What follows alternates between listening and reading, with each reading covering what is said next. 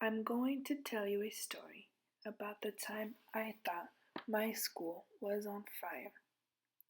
I went to a public high school in a city called Wilmington in Southern California. Population 57,000. So my high school was located right across the street from an oil refinery company. One day, when I arrived to school, really early in the morning, I saw flames coming out of one of the towers. It kind of looked like those birthday candles that are impossible to blow out.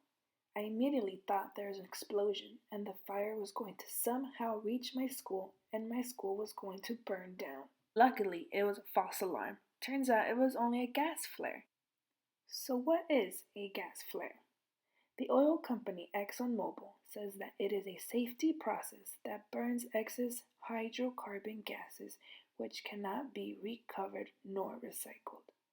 The fire is made up of a combination of steam, air, and excess gases, which are then released in the form of greenhouse gases. Did you know that oil refineries and other industrial sources are responsible for 15% of the total amount of carbon dioxide emitted?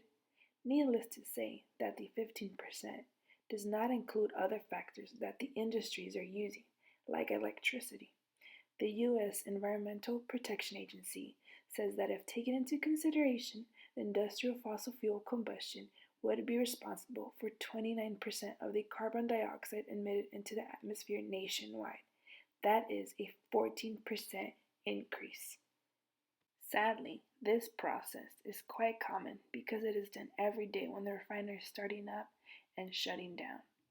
One of the main greenhouse gases released from these oil refineries is, of course, carbon dioxide. So this affects our wonderful Earth through the greenhouse effect. So the way this works is the planet receives energy in the form of sunlight. The Earth's surface then absorbs some of this energy and heats up the planet to a temperature hot enough for us to live on it. Some of the energy is then reflected back to space as infrared radiation in order to avoid the temperature getting too high. So this is when the greenhouse gases come into play. When the infrared radiation reaches the atmosphere, it meets the carbon dioxide that the oil refinery has released. As more and more greenhouse gases are released into the atmosphere, they start accumulating, making it harder for the infrared radiation to leave, so the surface temperature increases. Michael K. from Skeptical Science says that the overwhelming addition of greenhouse gases in the atmosphere is due to human activity. In fact, we have added 42% more carbon dioxide into the atmosphere.